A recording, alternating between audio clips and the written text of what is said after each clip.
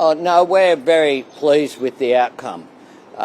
Turkey will host the conference, but Australia, by having the COP presidency for negotiations, will be in a very strong position, and some might argue in the strongest possible position, because we will benefit from having Pacific issues and the issues confronting Australia that we know Australia is particularly vulnerable for the extreme weather events which we are seeing more intense and more frequent. We're in a position where it either went to Bonn in Germany or went to Turkey. Our priority was to support the multilateral system, but also to get a good result for Australia and the Pacific. So we consulted our Pacific neighbours. I spoke with Prime Minister Marape, I spoke with Prime Minister Rambuka of Fiji, and what we did, we've come up with an outstanding result. COP31 will be hosted by Turkey.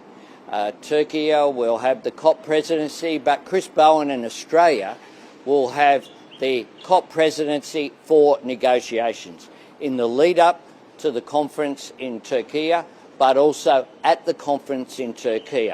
Part of that will be a pre-COP meeting to be held in the Pacific at a location to be determined by our Pacific family friends. And that will enable us to invite world leaders to make sure that the issues confronting this region, the very existence of island states such as Tuvalu and Kiribati, the issue of our oceans, all of those issues will be front and centre.